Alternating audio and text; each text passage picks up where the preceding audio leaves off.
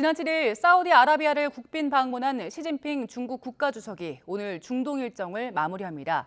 중국은 이번 시진핑 주석의 방문을 통해 미국의 입지가 약화한 중동에서 경제적 실리뿐 아니라 외교적으로도 적지 않은 성과를 거둔 걸로 평가되고 있습니다.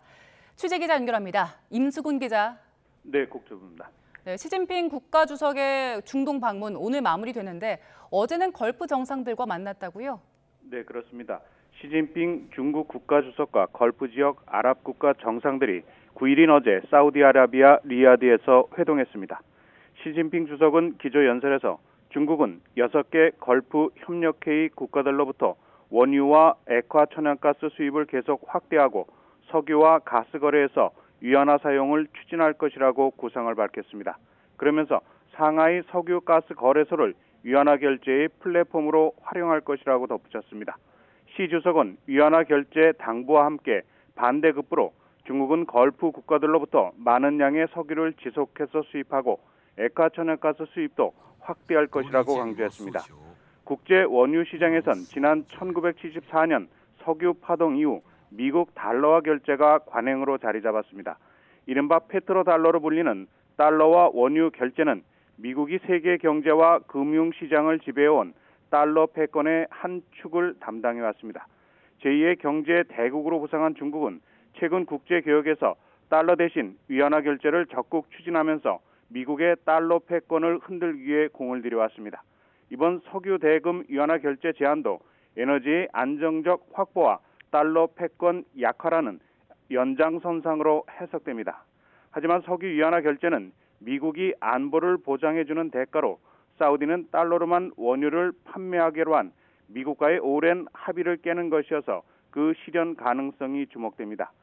시진핑은 이와 함께 중국은 걸프 협력회의 GCC 국가들이 자체 안보를 유지하는 데 계속해서 굳게 지지할 것이라며 걸프 지역을 위한 집단 안보 체제를 구축할 것이라고 말했습니다.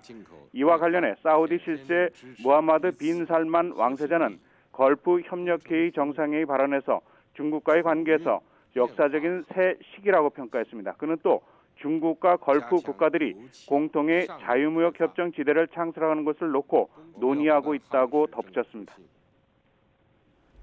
네, 그리고 시 주석 전날에는 사우디와 정상회담을 열었는데 여기서도 중요한 합의가 있었다고요?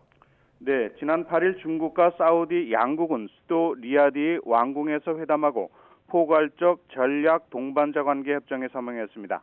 두 나라는 앞서 7일 그린 수소와 태양광, 정보기술 분야 등 34건 38조 6천억 원 규모의 투자 협정을 체결했습니다.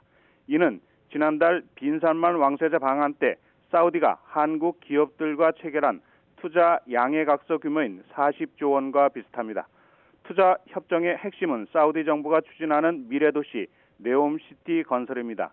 중국 기업들이 네옴시티 건설에 있어 토목과 건축, 교통, 통신망 구축에 나서는 것입니다. 특히 화웨이가 스마트 도시 모바일 통신 분야 인프라 구축을 관장하기로 했습니다.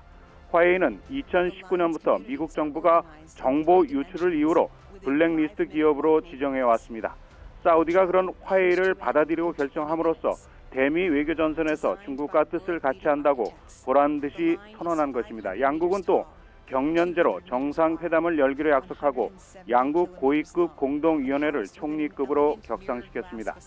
사우디 입장에서는 이란 견제 등 안보를 보장했던 미국이 중동에서 발을 뺀 채 대중국 견제에 관심을 쏟고 있는 상황에서 새로운 역의 균형자로 중국을 받아들인 모습입니다.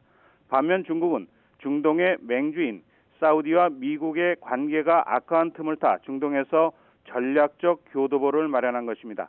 특히 중국은 타이완 해협에서 비상 상황이 발생할 경우 사우디라는 안정적인 에너지 수급선을 확보할 수 있게 돼 전략 안보 측면에서 의미가 큰 것으로 평가되고 있습니다. 지금까지 국제부에서 전해드렸습니다.